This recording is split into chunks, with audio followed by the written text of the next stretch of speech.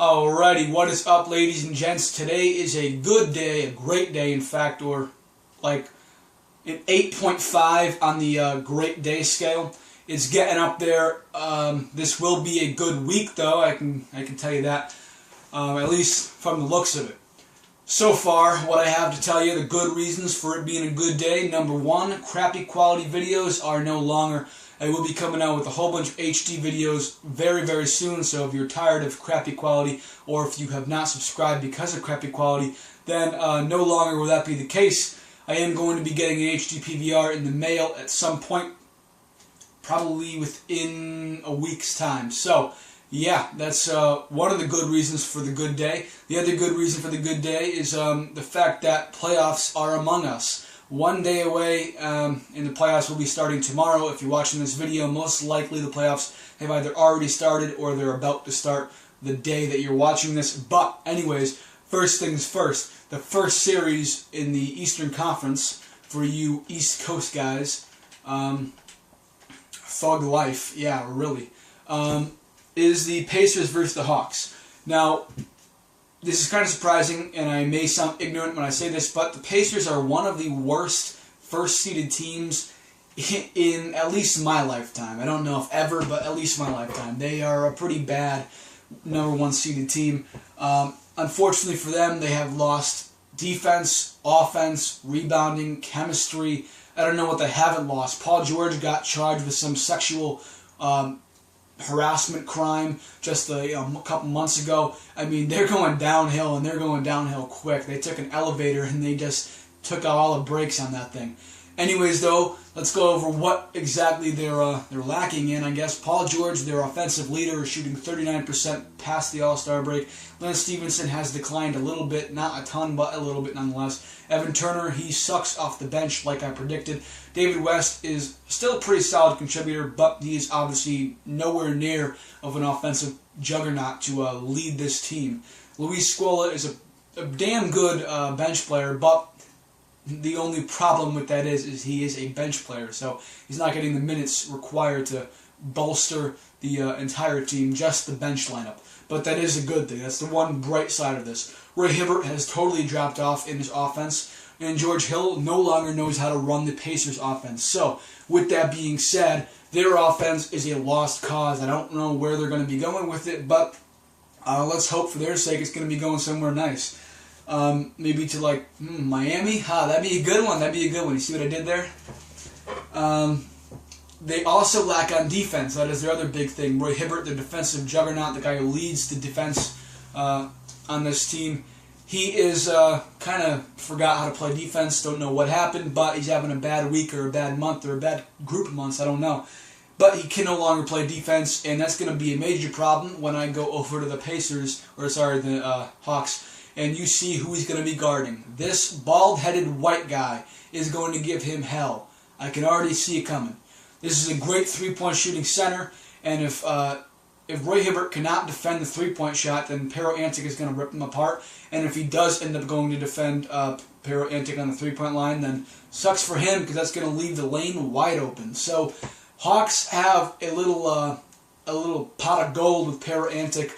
I know, kind of not the guy you would expect to win them games, but this might be the guy to win them the series. Probably the only way they might actually be able to beat the Pacers. The only good thing about the Pacers is the fact that they retain a very good home record in the regular season past the All-Star break. They still did pretty well. One of the better home records in the NBA. Unfortunately, their road record brought them down and made them look a lot worse than they actually were. But yeah, that is the only thing that's good for the Pacers. I predict Pacers in 5. Next up is the Heat versus the Bobcats. The Heat they're like a postseason team that you do not want to face. If you had to face any team and you could choose one team that you did not have to face, that would be the Heat. For most people, at least. And definitely the Eastern Conference. The Heat, I mean, they have a ton of phenomenal players. On top of that, they have a ton of phenomenal players who have postseason experience. They know what's coming. They know how hard they have to work. You know, this and that, all the little things, all the big things, everything. And they're a phenomenally chemistrated team. It's not a word, but Put it in the dictionary because that has now become a word, a chemostrated team. They're a very harmonic team. That is a word, by the way. Yeah, they're facing off against the Bobcats, and because of all those great things I just said about the Heat, Bobcats are going to get killed. Heat in 4. Next up is the Raptors versus the Nets. Unfortunately, both of these teams are kind of, I wouldn't say new to the postseason. The Raptors are, but the Nets, their team in general, is, I wouldn't say new to the team, or new to the postseason, but it's not really that great. So they will not do as well as they might be able to if they had Brook Lopez. So, anyways, though, Raptors versus Nets. The Raptors' backcourt, Kyle Lowry and DeMar DeRozan, is extremely athletic, can shoot the ball and pass the ball extremely well. I mean, we can take a look over here at the Nets' backcourt. Darren Williams, who is just a decent player, is nowhere near good, and then Sean Livingston, the shooting guard. So, what does that leave them? That leaves them a whole bunch of opportunities to get their asses kicked. Unfortunately, they will most likely get their asses kicked, and it sucks for them. But I'm a Raptors fan, so it doesn't really suck for me. Neither team really plays that big. As you can see, well, I guess they did play big, but this guy down here, I was looking for him. I couldn't find him on the list. Brook Lopez, he was their main guy. Obviously, a 7-footer, but he was their main guy, and they would have been playing big if it wasn't for him going down with a broken foot. But he did go down with a broken foot, and now they're playing with Andre Blatche. Now, Andre Blatche isn't really that small, but the big problem with this is that they have Paul Pierce in at the power forward spot. That's a pretty small lineup. Obviously, Andre Blatche isn't that small, but Paul Pierce is for a power forward. So that's going to hinder them. That really is going to hinder them. And especially the fact that Paul Pierce is old, is not that athletic anymore, he can't jump up 40 inches off the ground. That's going to limit them in what they can do. Now, the Raptors, lucky for them, don't play that big either. They're not a humongous team by any means. They have Valanciunas, who's going to be starting center, and he's just as big as Andre Blatche. They have Amir Johnson. They obviously have Chuck Hayes, who's a very small player, but he's a bench player, so it doesn't matter as much. I hate to say it like that, but it truly doesn't.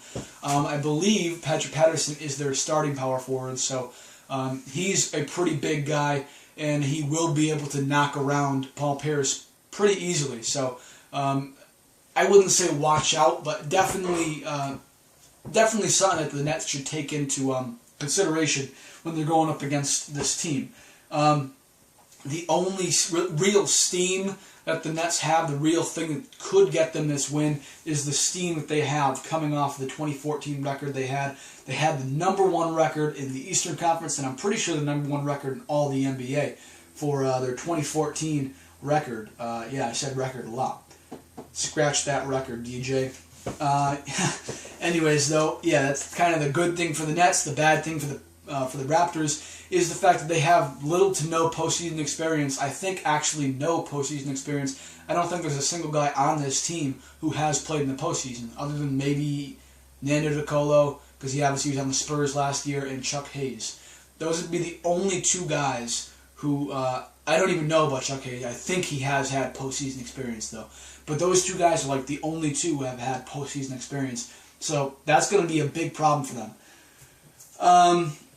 Overall, though, I am going to say it out of my gut feeling, Raptors in 6.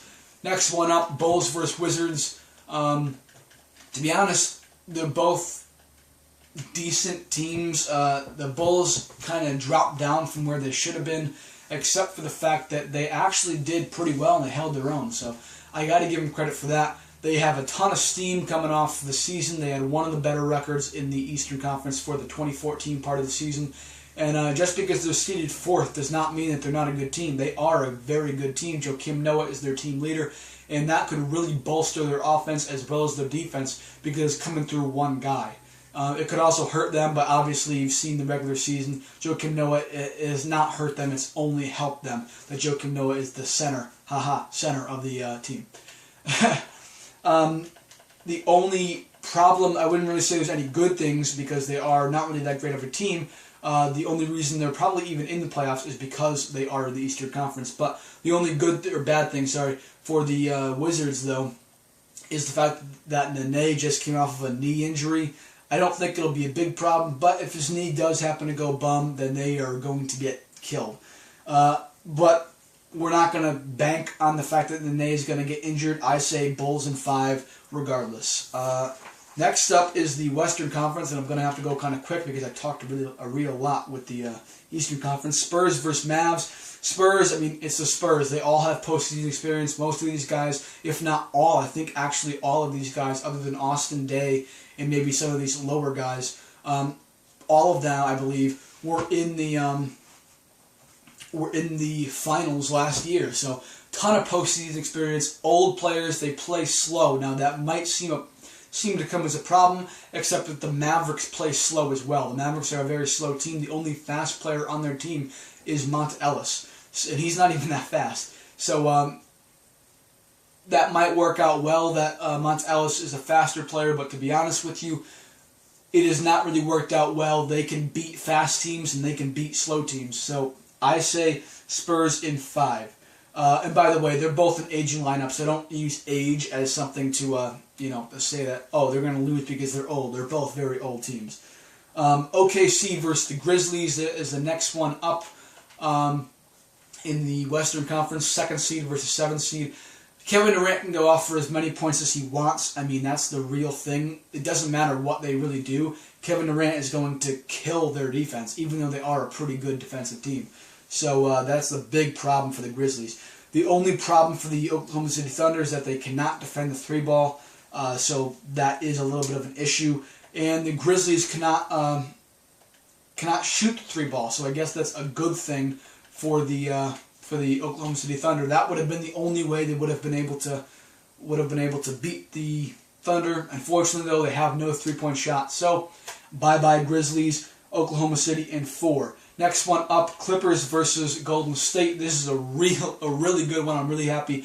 I'm definitely going to be watching these games as a fellow Clipper fan. By the way, yes, I do have 3 favorite teams. Obviously, the Celtics, like I've mentioned before. The Clippers are my 2nd favorite team. And the Raptors, just because they are the only Canadian team, and I am Canadian, just to get that out of the way. Anyways, though, this is a rivalry series. The good thing for the Clippers is they're amazing. They have 3 stars on this team. They have Chris Paul, Blake Griffin, and DeAndre Jordan. They also have their bench stars of Darren Collison and where the hell is he? Jamal Crawford, who actually just came back from the injury and he's no longer injured. Danny Granger, I think he's still injured, but he should be back for the postseason, so that shouldn't be too much of a problem. Yeah.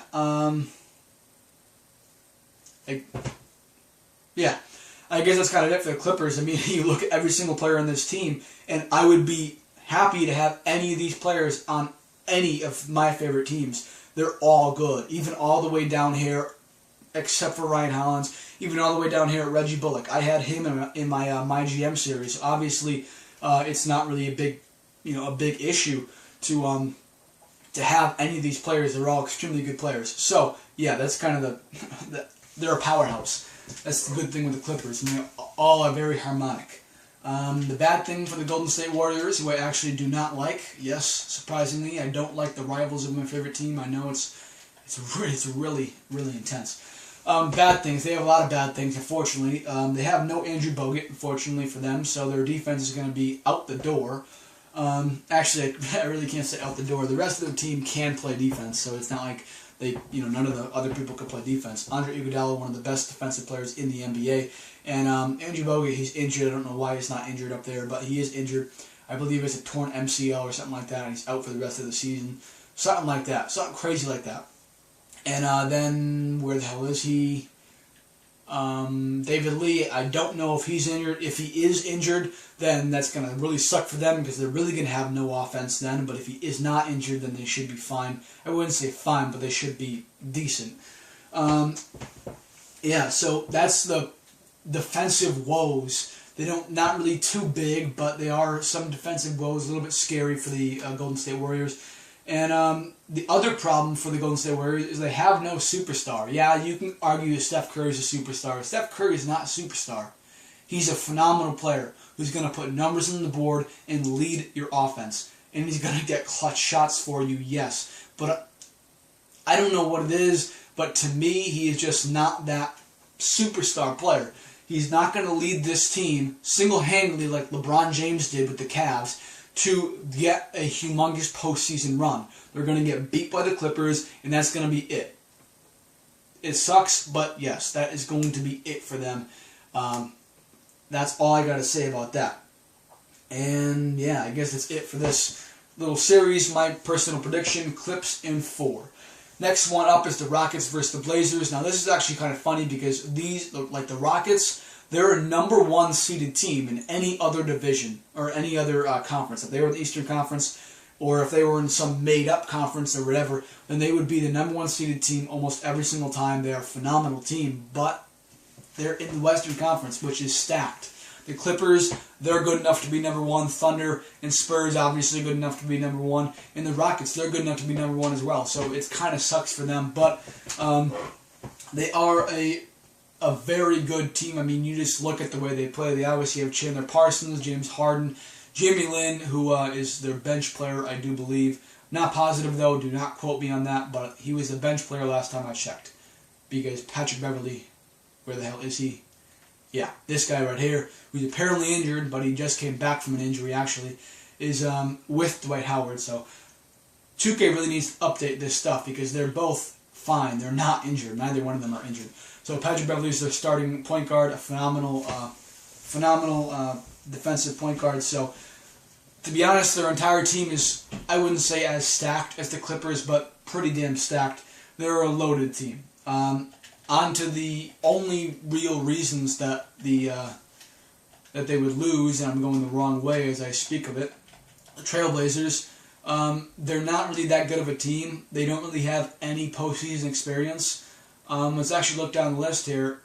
I don't think there's a single player on this team who has been in the postseason at all, ever. Maybe Thomas Robinson up here. Sorry, I was going a little bit too far. Maybe Thomas Robinson. I don't know how long he played with the Rockets, but maybe him. Everybody else on this team, though, I don't think they've had any postseason experience, especially their leaders of the team, Marcus Aldridge and Damian Lillard. So yeah, that's going to be their major downfall. The other major downfall is that the Trailblazers lost steam. Their 2013 section of the season was extremely good. Then they kind of dropped off, so that's going to hurt them. It's going to be something good for the Rockets. My personal prediction, Rockets in 4. Yes, kind of surprising for as good as the Western Conference is. I do have 3 sweeps. And for as bad as the Eastern Conference is, I guess it's actually because the Eastern Conference is so bad. That's why I don't have as many sweeps, because they're all bad. So, yeah. That is going to be it for this video, though. Make sure that you subscribe. There will be the upcoming videos will definitely be all HD, so you don't have to worry about crappy quality. Comment any of your thoughts, what you think. I'll definitely be having a video for the future rounds of the postseason, not just the first round. And yeah, make sure that you subscribe, like, comment any of your thoughts, and share this channel with all your friends. It'd be much appreciated because I am trying to grow up this channel. So obviously, my loyal subscribers right now, you guys have been the reason why I'm going out and I'm gonna even be able to have HD videos. So yes, be much appreciated. And thank you very much.